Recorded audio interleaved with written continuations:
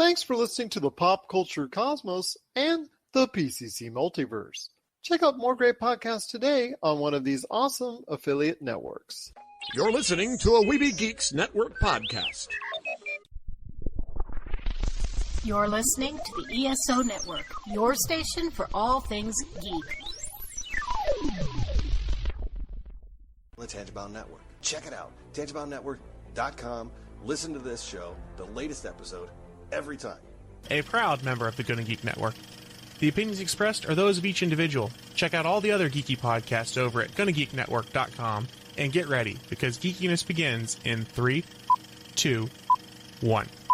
On this week's episode, Wonder Woman's early returns. How Monster Hunter did a great job of making itself irrelevant. And why no one is talking about The Stand. All this and more as we reach our next stop, the PCC Multiverse. Don't be alarmed.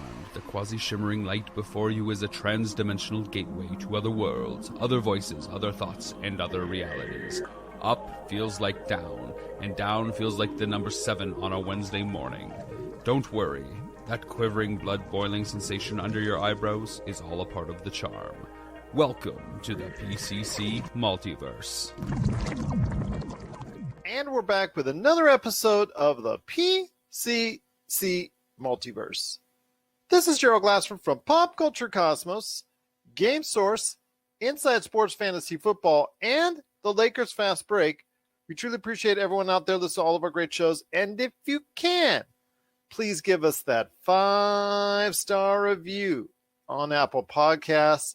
Plus, if you can like, share, subscribe, follow, or do whatever it is you can do to help support us here at the Pop Culture Cosmos, Inside Sports Fantasy Football, the Lakers Fast Break, and Game Source, it is truly appreciated. And please want to go ahead and give out some love if you can, and you're interested in daily fantasy sports betting, head on over to our friends at ThriveFantasy. That's ThriveFantasy. They're the leader for daily fantasy sports for the NFL, NBA, Major League Baseball, the PGA, and esports. For all your player props, you just go ahead. If you're interested in daily fantasy sports betting with the player props, use the promo code LFB when you sign up today, and you'll receive an instant deposit match up to $50 on your first deposit of $20 or more. Download Thrive Fantasy on the App Store, the Play Store, or by visiting their website, ThriveFantasy.com. Sign up today and prop up with our friends at Thrive Fantasy. Please check your state, though, for availability. All right, it's another great episode on tap, but here today with me to go ahead and wreak havoc upon the PCC Multiverse is my good friend indeed. You got to check him out at Castle with a K, FPV on the Twitter and Instagram. It is my good friend indeed. It is Mr. Marcus de la Garza. And Marcus, truly thank you again for being on the show. We are in recovery right now after the info dump from Disney last week. Not only did it cover partially our Friday show, not only did it cover partially our Monday show, but also we had to put so much into it and got so much information out of it that we had to devote an extra PCC episode of the Pop Culture Cosmos on our Pop Culture Cosmos channel now that we dumped on Wednesday, because you know what? Disney dumped a lot of info on us. They did, and you can never be mad about that. You know, it's No. Yeah, it's one of those things where it's just like, we had so much to talk about. Why am I going to not talk about all these things? You know, we did go a little bit long, a tad, but it was worth it, wasn't it? I would say it was worth it. Oh yeah. Yeah, it was great content. You know, I really enjoyed discussing that with you and Josh. I had to dip out just a little bit early. I think I left about 5-10 minutes early, but it was one of those things. It was just like, you know, I was excited to talk about all that. You know, especially when it came to Star Plus, and then some of the Star Wars stuff. I was really, really, really excited to talk about that. And that's one of those things. If people haven't taken the time to listen to it, you know, please take a moment, go back and listen to those 2 episodes. Even the Friday episode as well. I mean, I think we covered a lot of great stuff last week.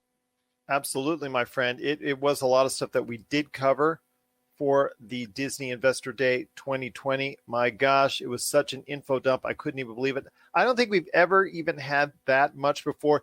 even on Comic-Con days with Hall H and the whole thing going down with Marvel, that's just one segment. Yeah. This was the entire gambit. And my gosh, it was such an info dump. But I'm glad everybody out there got a chance to listen to it. And if you haven't already, again, our previous 3 episodes with a whole bunch of other stuff thrown in there, including Mass Effect and more, is all right there for you on our last 3 episodes of the Pop Culture Cosmos PCC Multiverse, and a special PCC Extra for you right there. But we've got a great show here today, talking about a lot of great things, including an interview on the back end of the show with John Orlando from the PVDCast. I was fortunate enough to be on his show recently, and he returns the favor by coming on here today on the back end of the show to talk about AEW, All Elite Wrestling, and their march to try and go ahead and compare, beat, or at least, you know what, be on a competing level with the WWE. So we're going to talk about All Elite Wrestling's future going forward, some of the things that we've liked, some of the things that we didn't like, some of the things that we are looking at when it comes to All Elite Wrestling, and our future hopes for All Elite Wrestling in and of itself as it competes in 2021 with World Wrestling Entertainment. But also as well, we're going to be talking about a lot of great things on this show, including The Stand. Did you know the Stand series, based off of the book by Stephen King, which was done before in the past as a miniseries, that is actually out on CBS All-Access? I bet you didn't know that. And I know a lot of other people didn't know as well. So we're going to be talking about why seemingly no one cares about The Stand. Also as well, Monster Hunter, the movie, it's now being released all over. In fact, here in the United States, it's been released. And that's another movie that's also made itself irrelevant, but for altogether different reasons. So we'll hit that up as well. Hollywood's reliance on remakes. So we've talked about a lot of remakes going on in the past. And this week, remake after remake after remake after remake has been in the news in Hollywood and the movie and television industry. And we're going to talk about Hollywood's reliance on remakes. I think Marcus is probably going to go on his soapbox because he kind of did on last week's show when we were talking about the info dump for Disney. And he also did. I didn't mean to, man. I really didn't. And he also did again during our Wednesday PCC Extra. You got to hear a little bit of that as well. But we're going to talk about Hollywood's reliance on remakes coming up here in a sec as well. But first, my friend, we're going to be talking about Wonder Woman. The early critical returns are out. Metacritic does have a score. It's right around 66, which kind of looks like, oh, well, it's not as good as the first, la, la, la, la, la. You know what? Before you say that, there's a lot of 80s in there. There are. And there's also a low, very low 30 that someone stuck on there right now. There's a couple of negative reviews, but mostly they are positive to very positive reviews. I hope to be seeing the movie in the not too distant future, and I know you are as well. Yep. It's already been released at theaters, I think, here actually, if it's not out already in local theaters here in the United States, it's going to be very soon, just before Christmas. And on Christmas Day, it's going to be released on HBO Max. So your thoughts on Wonder Woman getting early critic returns that may or may not be quite as good as the original? Are you kind of worried? Not at all. I've taken the time. I've really read through a lot of the reviews. Variety, Vox, Hollywood Reporter, CNET. You know, it seems like everybody's really been enthused by the movie. The lone reviews that we've had that have been low scores, I'm not going to give them a lot of credibility yet. That doesn't mean that I'm not going to side with them eventually. I will say that we are going to the drive-in movie theater. I think I made a big stink about it last time we went and saw something, but we're going to the drive-in theater New Year's Eve, I think, to go see Wonder Woman. So I'm really, really looking forward to doing that, and it's going to be a good time. I think it's going to be a great movie, and everything I've read has been outstanding on it. You know, Kristen Wiig serving as one of the characters, Pedro Pascal, the Mandalorian, making his villain debut in this movie to a certain extent. So I'm really excited about it. I don't understand how anybody's throwing any shade at it right now when this is one of the better movies that's probably coming out for 2020. I'm hoping that it will be, at least when I go ahead and check it out. But we'll wait and see, my friend, how it is going to lay out. But I am going to probably see it before then. In fact, I will be seeing it before then. As soon as I'm available to go ahead and do so, whether it's through the theaters or through HBO Max, I will be seeing it by Christmas Day. Yeah. That's a rest assured. And I will be able to share our thoughts on it possibly as early as the Monday, not a week from Monday, Pop Culture Cosmos. That's probably when I'll be able to give you a full review on it by then. Not this coming Monday, but the Monday after. But I am looking forward to it. I want to hear your thoughts, though, on its success. How do you gauge the success of Wonder Woman in this environment? I mean, you can't really do it box office dollar because right now, let's say The Croods 2, which has been a pretty good success. It's been actually dominating, and I put that in quotations because we're talking about maybe just a couple $1 million here and there. It actually earned as high as $14 million on one weekend, its first weekend, actually. Okay. So I want to ask you this. What is the gauge for you that Wonder Woman 2, aka Wonder Woman 84, is going to be a success this time around? Infusion into popular culture. That's why we're here, right? So at the end of the day, for me, there's a few metrics that you can really look at, and it's going to come down to HBO Max and whether or not they release those. It's how many new subscribers did they have this month? Yes. How many of those new subscribers tuned in to watch Wonder Woman 84? You know, those are the real metrics that are going to show you whether or not this was a successful film and whether or not it's going to be bringing in a ton of money. I'm very excited to see Wonder Woman. I'm looking forward to it. Patty Jenkins, director, and Gal Gadot are a wonderful tag team. Patty Jenkins is an awesome director, and I'm so happy she's part of the Star Wars universe now. Yeah. I just think they're a great tag team, and you know, I really enjoyed the first Wonder Woman. I thought it was a great superhero movie, and it gave a lot of little girls a superhero that they could identify with. Yes, I agree. And so, you know, just for that alone, it was a very powerful movie, and I'm really looking forward to what Wonder Woman 84 has to offer. I'm looking forward to it as well. That and Black Widow. Hopefully it sends a message that, you know, obviously with Captain Marvel and so many other great female superheroes that have come about because of the DC EU and also the MCU. I'm really happy to see where it's taken. My daughters are excited. I know at least my eldest daughter is super excited for Black Widow, and we're all ready to go ahead and check out Wonder Woman. So we'll see what happens. The critical returns, the first returns for it are pretty good, but we'll wait and see what happens when we all check out Wonder Woman 84 that's coming to theaters. In fact, it should be available probably by the time you hear this, or also as well if you want to go ahead and check it out, HBO Max this Christmas. And I think the basic litmus test of how well of a success Wonder Woman 84 will not come until I think AT&T, Time Warner start going ahead and telling you the numbers for HBO Max, and will tell you exactly how many subscriptions they get during this period of time leading up to it, right on that day, and shortly thereafter. So I think that's the actual point of what they're trying to do, is get you the subscriptions. They're sacrificing this movie to a straight to video on demand type format simply because they want the subscriptions. It's plain and simple as that. I know everybody in the movie industry, from directors, producers, actors, are all upset about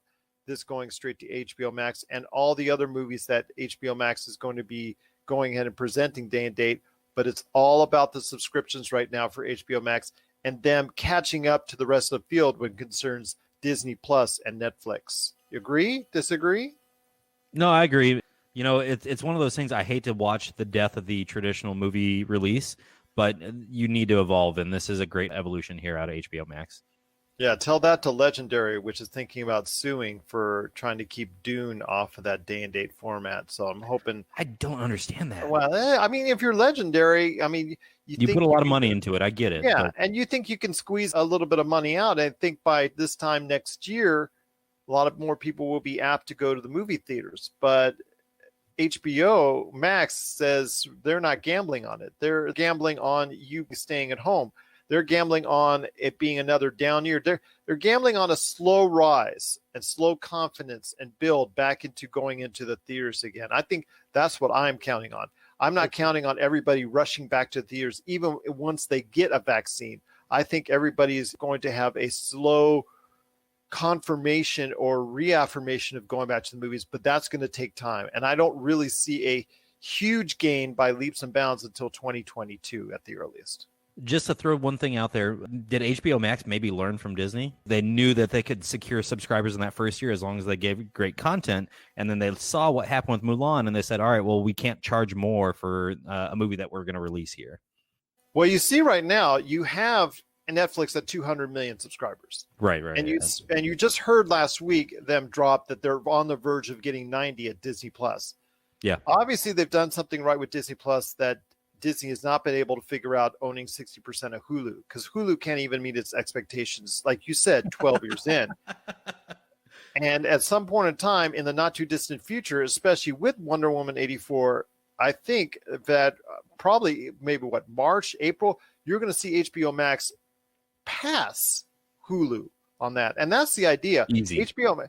And that's the thing with when you're forking over $15 a month for HBO Max and Netflix, you're forking over $15 a month.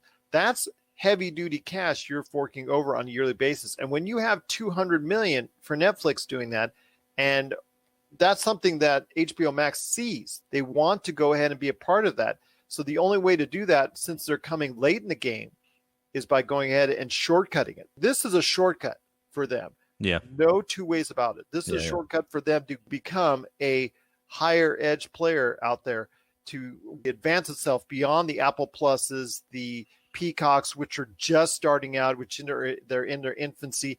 They saw what Disney Plus did to earn itself a lot of viewers quickly, and they're following in that same suit. The only difference is you have to pay a lot more per month on HBO Max. So right now, that's what they have to do. They have to show you premier content and give it to you basically for whatever it is you're paying for monthly. That's what they're doing. Yep. Disney doesn't have that luxury, or they feel like they don't have that luxury, because they can go ahead and pick and choose what they want to go ahead and charge and not charge extra. But right now for HBO Max, since they're already paying $15 a month, they feel, you know what, we're just going to go ahead, throw it out there, get the subscriptions, get us up to 75, 80, 90 million by the end of 2021, and there you go. Yeah, absolutely. I don't want to, keep going on down the HBO Max hold too much further, because I think you and I could really talk about this all night, because I think this is the future of the marketplace, and I could really talk on streaming for hours. Absolutely. I'm going to go down the hole right now. I'm going to go. Bye, Marcus. I'm going in the hole, streaming hole, HBO Max hole. Okay, sorry. All right. What are your thoughts out there on Wonder Woman's early critical returns? And are you excited, like Marcus and I are, about Wonder Woman 84 coming next week to HBO Max and also coming to theaters? It's not out already by the time you hear this. We want to hear your thoughts. popculturecosmos@yahoo.com. You're listening to the Pop Culture Cosmos. Don't touch that dial. Wait, do people still use dials? For the latest news and information, analysis and opinions on the Los Angeles Lakers and the NBA, check out the Lakers Fast Break podcast today on wherever you get your podcasts. Well, coming up here in a few minutes, it's going to be John Orlando from the PVDCast. He's going to be talking about a lot of great things about his show and also as well about All Elite Wrestling. But before he does, I wanted to go ahead and hit you up with this. Monster Hunter, my friend, did a great job of making itself irrelevant. Not only is it getting horde reviews, I don't know what was up with Paul Anderson, but why would you actually film a scene when you know this is going to have some type of popularity in China, and film a scene where it could be anywhere nearly thought of as offensive China? Because all it took was one scene for it to be kicked out of China and lose all that cash. Why would you put yourself in that political position to take yourself out of that many theaters or away from that many screens, right? Like whether it's yeah. Thank you. Earth to Paul Anderson. I mean, yeah, come on. You made all those movies that made a ton of money worldwide, the Resident Evil movies, and it's earned over $1 billion by placating to a certain type of film, to a certain type of audience worldwide, both here in the States and overseas. You basically alienated yourself in creating such a scene, and somebody somewhere should have said, you know what, maybe that's not the best idea. Well, I mean, where are all the censors that pop up to take everything off the airwaves that apparently is not funny or, not in good taste? It just feels like the movie studio here just kind of lapsed in their judgment and really pushing back on a director. And that's really sad to see. You have well, this was a country putting back on a well, yeah, director. but I mean, like, you should have had a movie studio there stopping you from airing a scene like that, right? Yeah. Yeah, I mean, at the end of the day, there should have been somebody with a final say that said, no, we don't think this is going to go over well. Or, hey, can we do a second cut of this movie and release it differently in a different country? I know that's not a very popular thing to say, but maybe that's where we're at in this political climate. Maybe that is where we're at in this political climate. But yeah, that was not very smart. And then the movie itself, it's obviously not going to be an Academy Award winner. You realize that, but it's a B-list movie. Let's just call it. But this is a below B because it's getting absolutely roasted as one of the worst movies of the year. I think that's probably why the movie studio pushed the release date up, because they just wanted to get rid of it and out of sight, out of mind. I think any type of success for the movie was just basically blown away by the bad publicity for what they got in China, and now obviously the bad reviews.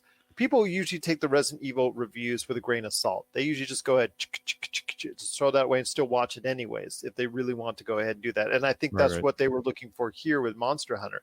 But I think all the bad press, it's just going to make, now that it's here in America, now that it's being shown in theaters, I think it's just going to make this movie very irrelevant, and no one will really care about this movie. Maybe 3-4 months from now, they won't even know it came out. Yeah, I'm with you there. I just watched the trailer for this a couple days ago.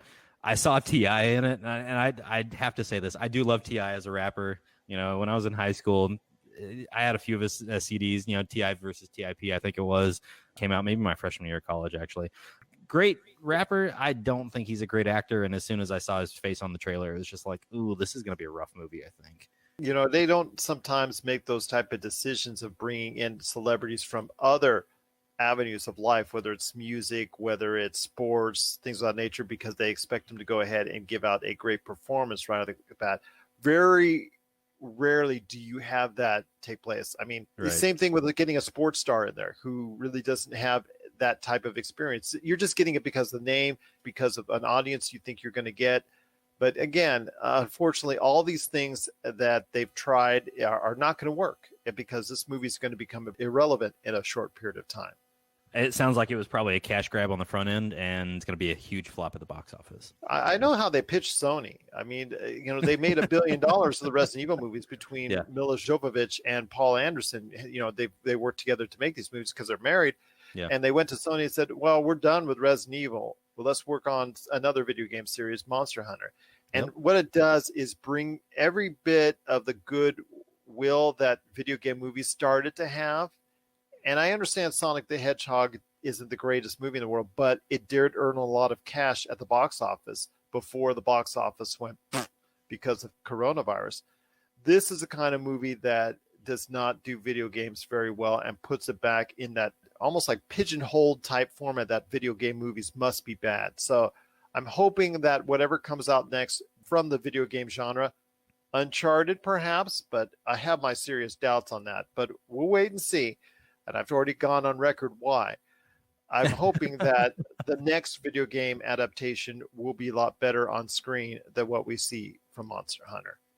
What are your thoughts out there on Monster Hunter? Let us know. popculturecosmos@yahoo.com. But before we head to the break, my friend, I want to go ahead and talk to you a little bit about The Stand. I saw you shaking your head no when I said, did you know that The Stand came out on CBS All-Access? And they haven't done a great job of marketing it very much. They put the initial trailer out there a couple months ago, but they really haven't done a great job of going ahead and telling everybody, hey, this is what we're doing. To me, it looks like CBS All-Access. It's basically a lame duck network at this time, because they're going to go ahead and have Paramount Plus come, I think, in January, if I remember correctly. So it's something that they just put it out there. And unfortunately, as we've seen from many movie companies, I think they sent this out to die. Yeah, that's really rough to see. And it's one of those things. This is a really, really, really popular novel, man. I mean, this is an 1,100-page novel of Stephen King's that people at the time were just walking around with and reading. And you know, they'd sit on a train, on a bus, and read this novel. It was really popular. And so just to see it kind of get thrown by the wayside by CBS All Access, it's kind of sad to see. And the miniseries back, I think, in the 90s, if I'm not mistaken, that went over very well. There was a TV miniseries of The Stand that went over very well. In fact, they were shooting for a long time. I remember it downtown where some of it takes place here at the Union Plaza. I mean, that's one of the Union Plaza for such a hotel that's not exactly the nicest hotel in the world, but yet gets so much pub because it's been on so many movies because of where it's centered at on the downtown Fremont experience right there on the end, and the way it looks and has that feel. But it's so funny how that works out, you know, just because of logistics and all that. The Stand. If you want to go ahead and check it out, the episode started up this week. I will actually be thinking, I'm actually going to give it a try. If I have any time during the Christmas holiday break, I will go ahead and give it a try. And if I do have any good thoughts on it, I will go ahead and let you know out there on Pop Culture Cosmos Land. But if you have any thoughts on The Stand, are you excited? Have you been starting to watch the first episode? I mean, at this point, are you interested at all at Stephen King's work being remade for television and film? Share us your thoughts, popculturecosmos@yahoo.com. And that's something on another day we need to talk about. Is Stephen King's stuff overdone to the point of irrelevancy where you just don't care if his work is going to be appearing on TV or film or not? I mean, that's something I think I want to get Josh in on too, because that's a huge argument for another day on that one. But yeah, I'm beginning to think that Stephen King adaptation line is not going to be one that's going to get people in any longer. But I hope not. I hope that's going to be something different because he has a lot of great stories. There's been a lot of great adaptations. And I truly think he is going to be considered, if he's not already considered, one of the greatest American authors of our time or any other time for that matter. So I'm hoping his work will continue to get appreciated going forward. But before we head to the half-hour break, my friend, speaking of remakes, I wanted to go ahead and talk to you real quick about all the remakes that came out this week. I know Noe and Fine, our good friend from Honeyqueen, who also appeared on the Wednesday episode when we remember Tiny Lister, he had a comment that he made on our Pop Culture Cosmos Facebook page when we were reporting the news on that news feed. And his response was when I think I mentioned, was it Revenge of the Nerds? No, it was a remake of Night Court with John Larroquette. His response was why? I go ahead with you, my friend. Not just Night Court, not just Revenge of the Nerds, not just any one of these remakes. In fact, I could list down a few that have been talked about this week alone. I know you are very upset about this, so it's time to get on your soapbox, my friend, and tell everybody why you're not in love with all these remakes. I mean, we had a ton announced by Disney last week. Yeah. You got 2 minutes. Grandstand. Yeah, this is my 2-minute soapbox grandstand here. If you look at remake movies for 2020, you'll find everything you ever need to see here.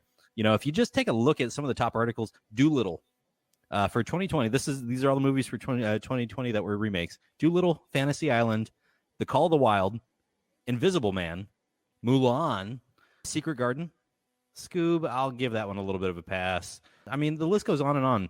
Clifford the Big Red Dog. I did not know they were going to do that. Dune hasn't come out yet. It was supposed to be released this year. You know, this is just one of those things. I'm looking for originality here, Gerald, and I don't think I'm getting it. It feels weird to say. It's a lack of creativity to me. You don't want the LA Law remake? Because that's on the way with Blair Underwood. No, it's not. Is it really? Yeah, of course. How did I miss that? Just go to Variety. You'll see it every day. Just go to the trade papers or go to Facebook and Pop Culture Cosmos because you will see updated remakes in an offering. Revenge of the Nerds, Fantasy Island. If you like the movie, a TV series is coming soon near you. Yeah, I don't understand why we're doing this nonstop though, man. We're at this point now where, you know, we're relying on these previously affluent franchises to carry us, right? And I understand that, you know, some of these movie studios are looking for safe bets in a 2020 pandemic world where there's no safe bets, right? Like you're looking for something that's going to be a box office hit, not even a box office hit, something that's going to carry enough viewership to make it worth your while to produce something. And really, if you want to push back 2 or 3 years, I can't give an excuse for 2019, 2018, 2017. But I can tell you in 2020, the remake is a very safe bet. It is a safe bet financially, and that's the problem. They see the Fresh Prince. Obviously, that's been over. They see what else is going on Peacock as far as Saved by the Bell. There. Yeah. Why are we doing all these remakes, man? I just don't. People watch them. It depends on what they watch. Okay. It depends on the remake. Now, mind you and I are excited about a Dune remake. We are excited about it. Coming to America. We're excited about that when it hits Amazon in March, I believe. Sequels and remakes, they're all going to be part of Hollywood's vision going forward because they're safe bets than just doing original IPs. Here's my rule moving forward for all the remakes. Just be better than your predecessor. It feels like we've had times where we've had remakes come in and it's just like, same movie, different storyline slightly. I want to be blown away. Let's put a 20-year gap between your predecessor and the remake. Put a 30-year gap, you know, whatever it is. Let's put some time between it so the CGI's 10 times better, 100 times better, 1,000 times better. The writing's just better. The acting's better. We've had a lot of things that have really gotten better over the last 20 or 30 years. So let's push the timeline back and go further out, because I'm just not happy with where we are right now. So in 10 years, when you get The Expanse and a Ted Lasso remake, you're going to go ahead and be excited for that? I'm probably going to be like the original Battlestar Galactica fans that just hated the 2000 series. So yeah, no, probably not going to like the remake of The Expanse in 10, 20 years, whenever that happens. Ted Lasso, honestly, Gerald, those jokes could last for centuries. So yeah, let's go ahead and remake that one. Again, I'm so glad that you're enjoying it. I'm so glad that it's getting the acclaim that it is and popularity that it is. I wish I could have been one of them. But what are your thoughts out there on all these remakes? Are you excited by them? Because I listed off quite a few in our conversation, and there's many more that you just go ahead and check out each and every week at the Pop Culture Cosmos on Facebook. You'll see an entire list of this being remade, this coming back, that coming back. What are your thoughts out there on all the remakes that are coming to Hollywood via TV, movie, or what have you? Share your thoughts. popculturecosmos@yahoo.com. Well, coming up next, we've got a great guest. It is John Orlando from the PVDCast. He's going to be talking some All Elite Wrestling coming up here. His thoughts on All Elite Wrestling heading into 2021, its future, and can it compete on a regular basis with the WWE? We're going to hear his thoughts on that and so much more coming up right after the break. This is the PCC Multiverse.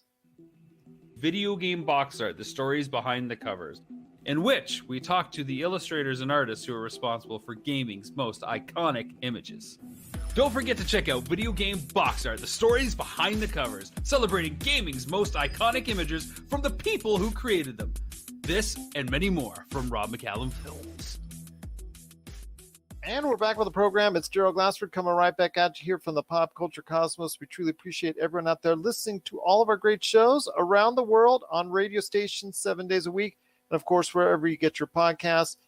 Speaking of podcasts, there's an outstanding podcast that, well, maybe for him, and maybe the fact he might have lost listeners because of it, I unfortunately graced in the not too distant past. It is a great show nonetheless, maybe even my episode, because it has another great guest on it. Not me, but Jeff Dwoskin, who I recently interviewed, and it was a great interview. Much better guest than I was, but still. Maybe go ahead and check out that episode. He's got over 260 episodes in the bank. And if you just go to pvdcast.com, you can see the entire list. You can go ahead and play the entire list or wherever you get your podcasts. And congratulations on an 8th anniversary for you. So yes. 8 years of the PVDcast, and give him a big congratulations. It is John Orlando. And John, thanks for coming by on the show today. There is very few out there better to talk about the pro wrestling genre than you, my friend.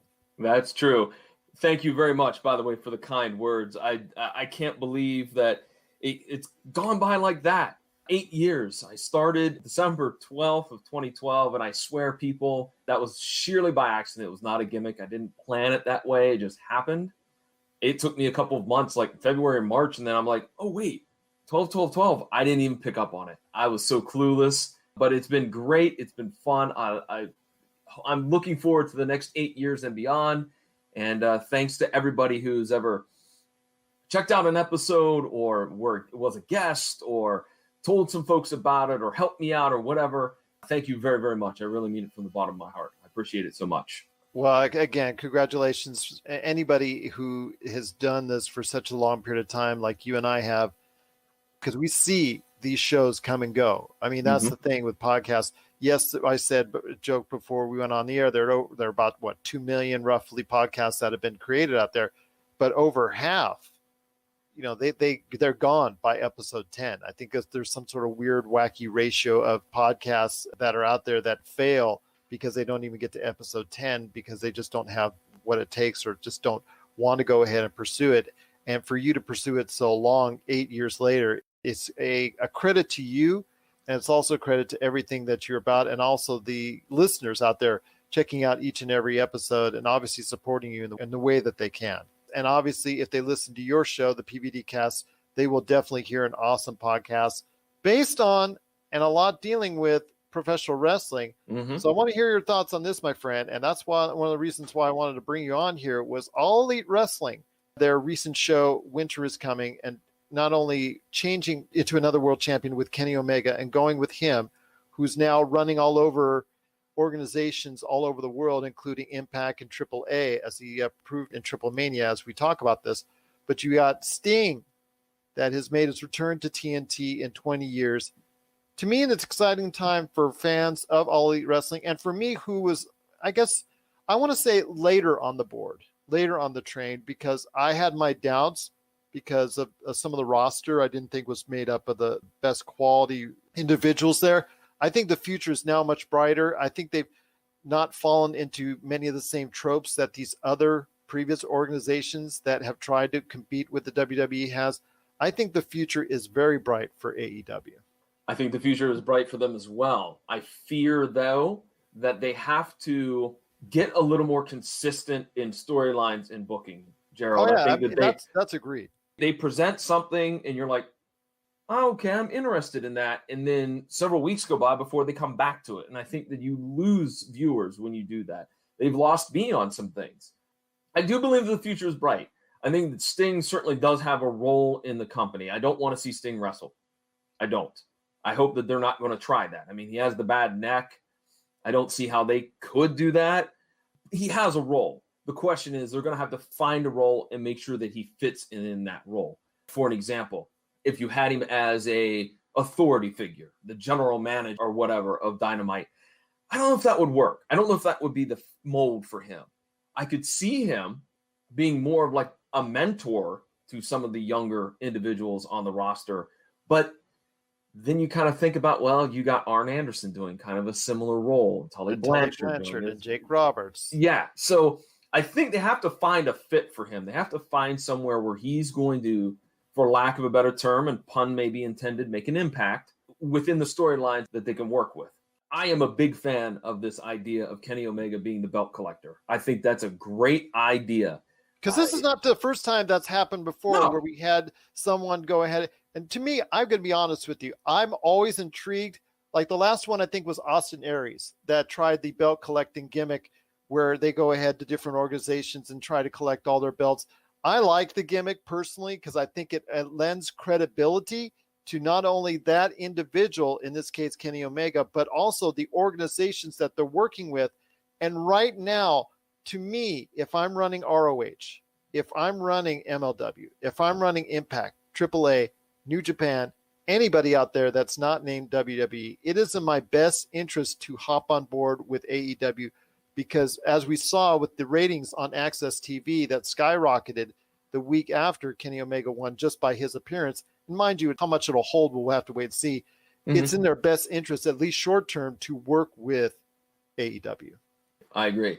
And I think that, you know, when you look around at some of these maybe mid-level, like as you mentioned, Ring of Honor, MLW, I think it behooves them to pair up because they're getting the rub. They're getting that exposure indirectly from doing this storyline with Kenny Omega. And I agree with you with the belt collector idea. I thought back to Ultimo Dragon.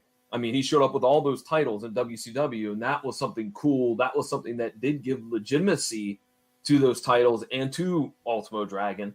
So, and I think that Kenny Omega needs this because let's just be honest, he hasn't booked himself well, or whoever's in charge, I don't know. He has not been booked well in AEW. 100% agree. Yeah, I mean, I go back to watching his matches against Okada and against Jericho in New Japan, and yeah, he is the big bout machine. And then he came to AEW, and I understand you don't want to be Jerry Lawler and put the belt on you. I get you. I get that. But he was booked poorly, just so poorly that because he's working with his friends. And sometimes when you're working with your friends, it's like, let's say you and I are running AEW, and I had just come off those matches. But John, I said, John, I want to go ahead and give you the rub. I want you to go ahead and do it. And then he said, someone else get the spotlight. I'm okay. I'm good. It got to the point where Kenny Omega was becoming irrelevant. Even as a tag team champion, was becoming irrelevant. And people were wondering why he was that good after all. A lot of people questioning it. I'm not talking about Jim Cornette because that's another story altogether. But, Kenny Omega, people wondering why is he this 7-star guy or anything like that? Now people are starting to see him again because they did this at the last possible moment he could go ahead and recapture that glory. Because if this kept on going, my friend, I don't think Kenny Omega would have ever regained it if he didn't start doing it now. I agree. I mean, and honestly, Gerald, I think they should have started a couple of months ago. But nonetheless, I agree with you. I think that they have to make that pivot, allow him to become the heel, allow him to do this storyline and get some momentum back, because I totally agree. I think that he was becoming irrelevant. He was becoming a minor footnote. I honestly think, too, that whole tag team, I thought Adam Page, I like Adam Page a lot. I feel like that whole storyline damaged Adam Page, too. So overall, I think it damaged both of them. So we will see where this leads in 2021, but I'm optimistic that, Omega, I mean, you could just think of all the dream matches he could have. If he goes to Impact, he could battle Eddie Edwards. If he goes to Ring of Honor, then he, could take on the Jay Lethals or MLW and be down there and take on Hammerstone. Like, that would be some great, great matches. And that, as like an armchair booker, is going to make a lot of people happy. And what I wanted to ask you this is something that I asked originally to my good friend Ryan John Tombasco of Bar Talk podcast. I wanted to ask you this, and that is with Kenny Omega and AEW, by doing this, obviously we see the benefits for Impact. AEW comes knocking on the door, or Kenny Omega talks to and puts Don Callis on the phone and says, hey, I want to go ahead and do this angle. Or he goes to AAA and says, yeah, I've got the AAA title, but I want to go ahead and start this deal. They're all in the position of like, yeah, bring it on. Even ROH and MLW, if they get those calls, they're going to probably say, at this point in time, we've got some struggling organizations. We're kind of on the mend. Obviously, with COVID destroying a lot of what we had built on and the success, what we had built on, that's gone away. So we need something to help pick us up. This is going to get us back into the limelight. That's great. What is in it for AEW? That's what I want to know. That's something that's a harder question to answer. And I'm not sure I have that answer. Obviously, they're getting the benefit from the rub that they were able to not only increase the viewers, but substantially increase the number of viewers the next week after Winter's coming. But really, when it comes down to it, long term, what is in the benefit for AEW as an organization, not Kenny Omega? And that is the $1 million question. I don't know, because I think that the only answer that I have to that, Gerald, is again building out a little bit more of that audience. But at this point, due to a variety of different reasons and different factors, are you getting like 500 fans from Ring of Honor? Are you getting a couple hundred from MLW? Instead of, if this was a typical, 2020 where you have people going to shows and that, you could grab more. So I don't know if even expanding that audience, they're doing it as much as they would be if the circumstances were different. It is a puzzling question to ponder, because especially when you have the network TV deal, you have a billionaire or a son that is a billionaire to a billionaire. I don't know. I can't answer that question. It's a difficult one to answer. It's tough. It is really tough. And because of the fact that AEW has its niche audience, it was, I don't want to say flatlining, but it was in right around 750, 800,000 viewers. Obviously, they built up Winter is Coming to be something big, and it did hit up a little bit over 900,000 viewers. But Kenny Omega winning the belt and then that whole scenario seems to have paid off. And maybe that's something that they foresaw happening, was the buzz and the rub from that, bringing them up to even farther. Maybe they felt that they've reached a point, and maybe they felt they've needed something beyond that. And maybe what they see here is the fact that if they reach out to these smaller organizations and build something forward with them as far as a working arrangement, even with New Japan overseas, who was also here in the States as well with their own developmental program, maybe that's something that they want to work out long term. Maybe that they think it's for their future benefit, not only as far as talent trading, but hopefully that people can think, hey, there's something in the mix. Because as you and I remember, and I'm thinking, and I'm saying this off the top of my head, I'm thinking about it. Remember, WCW was at its best not when it had the main events of the old standard Hogan versus Hall versus Nash or NWO and all that. That was fine. That was great. And obviously created a lot of stir and sold a lot of t-shirts, including myself.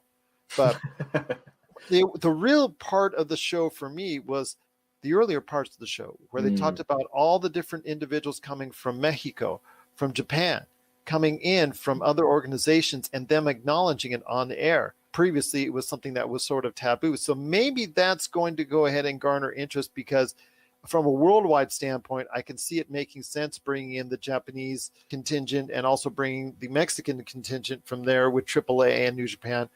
But bringing in these smaller organizations, I just see it as maybe fresh faces to make it even brighter for people to see. That's the only thing I can think of, is just bringing fresh faces to the AEW scene.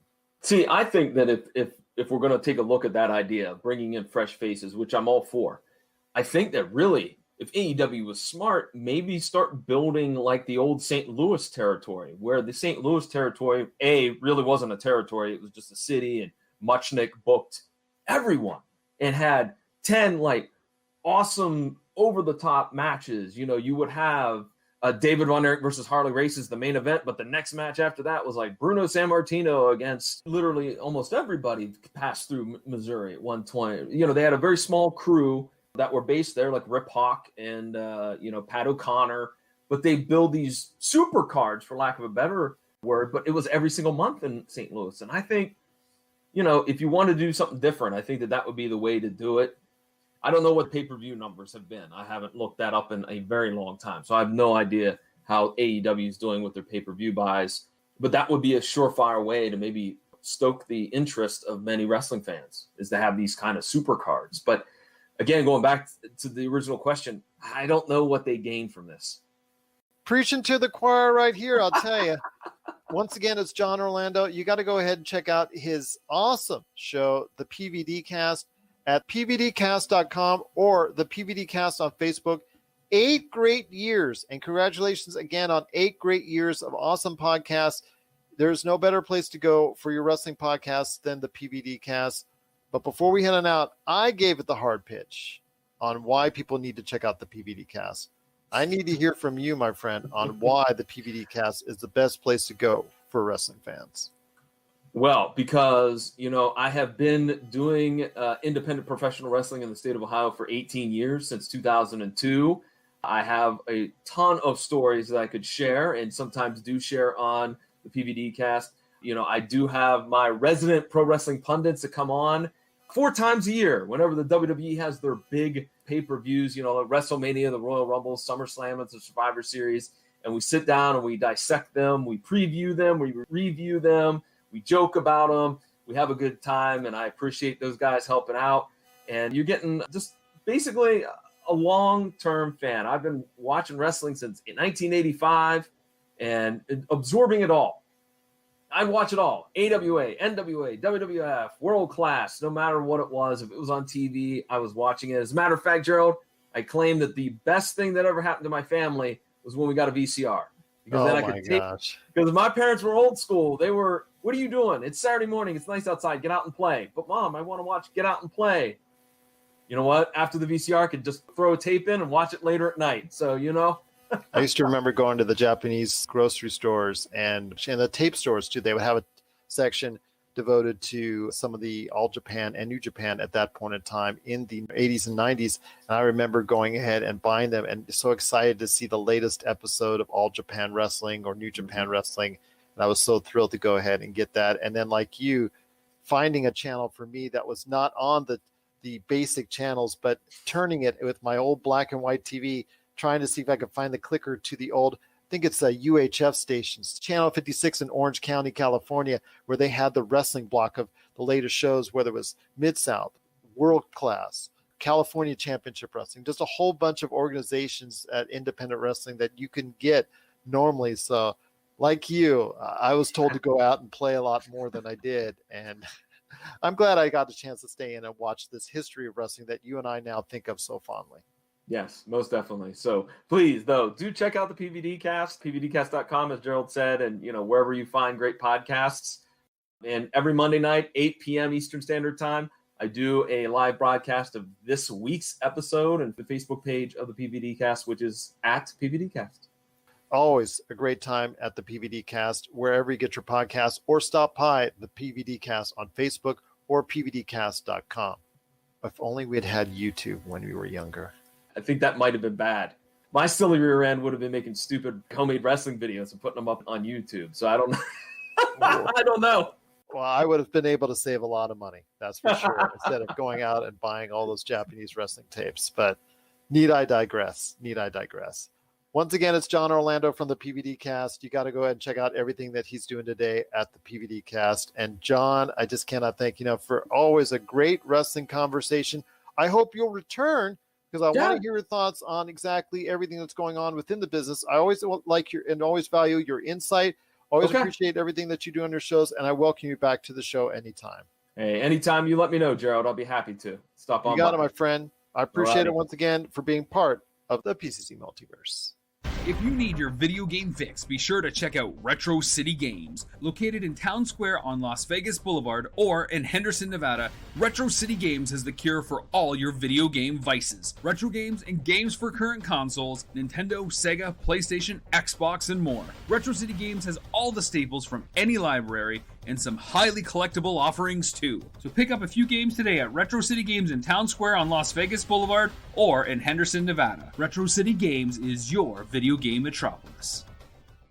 And we're back with the program. It's Gerald Glasser coming right back at you here at the PC Multiverse. I want to thank so much John Orlando for being part of today's show. Please check out once again the PVDcast wherever you get your podcasts. Going to have a lot of great things coming up again in the next 2 weeks because we're going to be covering the best of 2020 on our next 2 weeks of episodes on the Pop Culture Cosmos and the PCC Multiverse. So I'm looking forward to that. But before we head on out, my friend, I'm going to go ahead and ask you this. AEW, I just spoke about it with John Orlando from the PVDcast. All Elite Wrestling has done a great job this month earlier, and obviously bringing back Sting, doing the thing with Kenny Omega, getting the world championship, and obviously aligning himself with Impact Wrestling and Don Callis and doing the thing where they're going from Mexico to Impact to going ahead and basically showcasing his skills and possibly even earning more world championships than what he has already. But I think there's obviously more in the offering for Kenny Omega. I want to hear your thoughts, though. The WWE has to breathe a sigh of relief because of the fact that they were not able to sustain the ratings. The ratings just dropped earlier today for this week, and they did drop about 19 to 20% on the ratings, so they could not manage to stay right around the million mark. They're still around 800,000, which is still good for a show of its size, its type, and its makeup. And I'm sure TNT is still happy about that.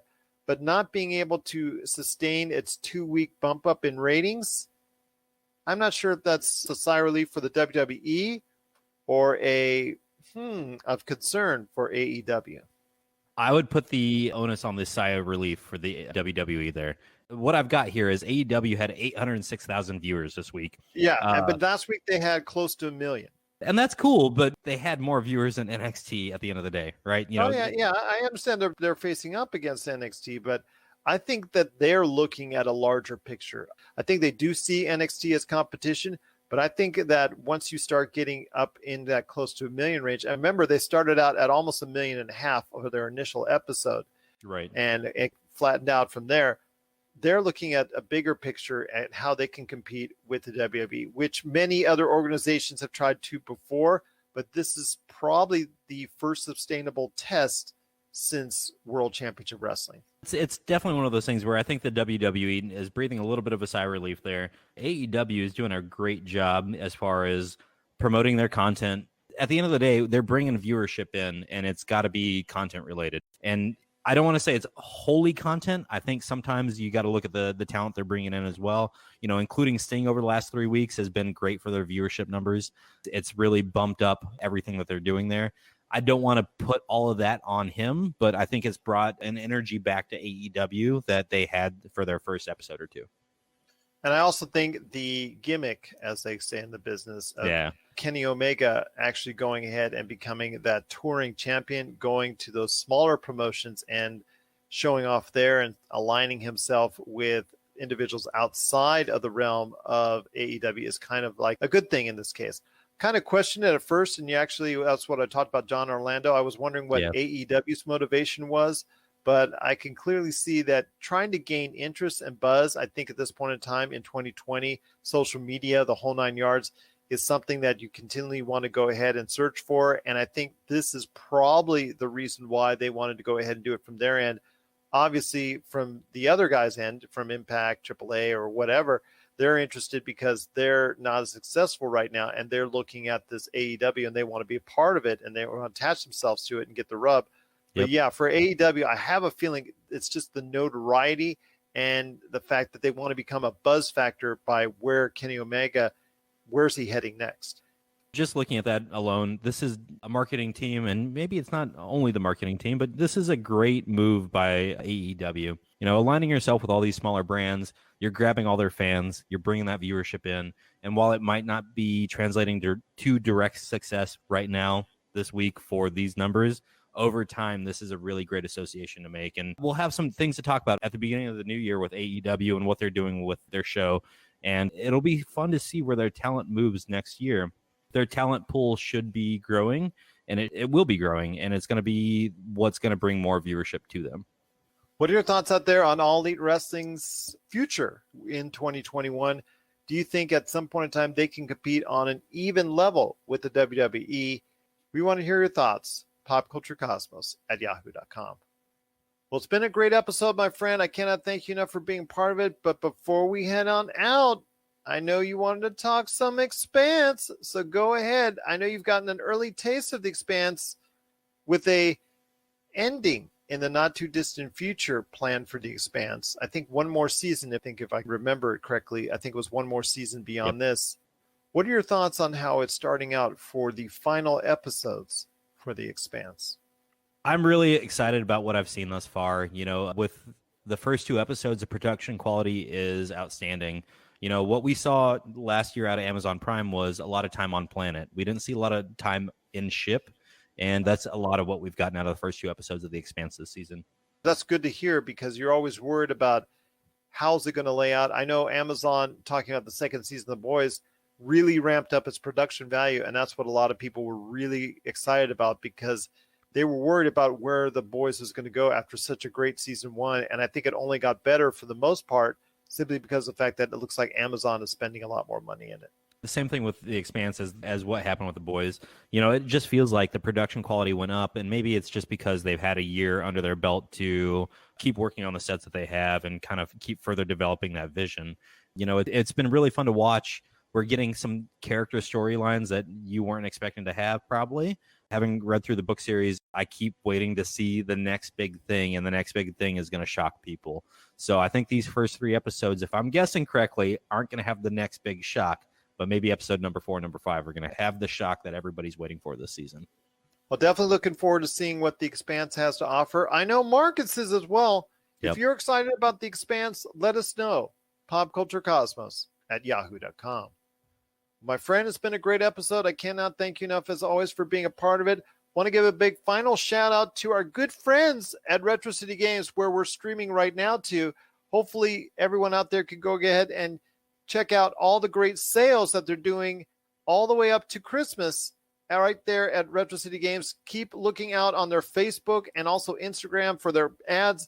Seemingly every day they've got a new one popping up, so got to go ahead and refresh. So check out all the great deals that they have at Retro City Games there at Las Vegas and Henderson in Nevada. Also, as well, want to give a big shout out to Summer Tucker for liking our video. We cannot thank you enough for doing so. But my friend, it's that time again. Time to head on out. Looking forward to my Monday conversation with Mr. Josh Peterson, where we talk the latest and greatest in pop culture. 2020, the best of, coming right around the corner. I will have some interviews. I'm lining up a lot of great interviews with Ryan John Tabasco for Best of Wrestling. Got my good friend Jessica Boggs. I'm trying to get a time and place for her to go ahead and talk about the best of TV. Any last thoughts on the way out? And are you excited to be talking about the best of 2020 coming up here on the next few episodes? I'm really looking forward to talking these topics and really covering these TV shows and going in depth for you, because I have a lot to say about Ted Lasso, and I know you're really excited to hear it.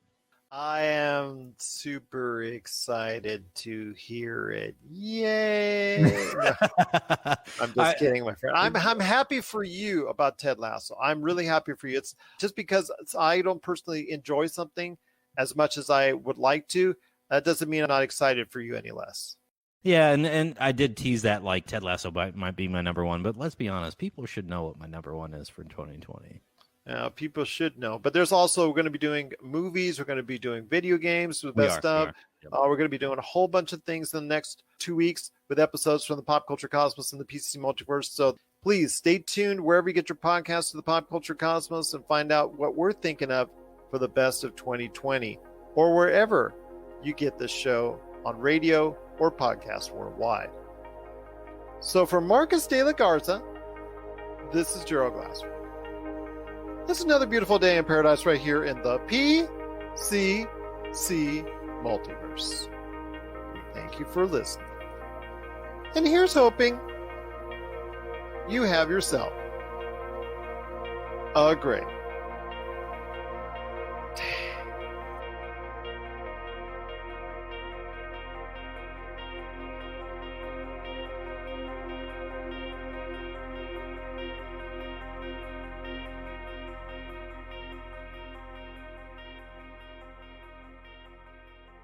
Hey everyone, this is George Tripsis, co-host from the Metal Geeks podcast, along with Carrie the Metal Geek and Brutal Dave. Our show is where we bring the metal geek culture and heavy metal culture and mash it into the geek culture. Come listen to our show where we talk about movies, comic books, Disney stuff, and mostly about movies where I'm always right and Carrie's never right. Check us out at metalgeeks.net. You can catch us on all your ear-hole listening podcast devices. I'm Carrie the Metal Geek, and I approve this message. You're listening to a Weeby Geeks Network podcast. This has been a broadcast of the ESO Network. Be part of the crew and help support our shows by donating to our ESO Patreon or by shopping at the TeePublic store, which can all be found at www.esonetwork.com. The ESO Network, your station for all things geek.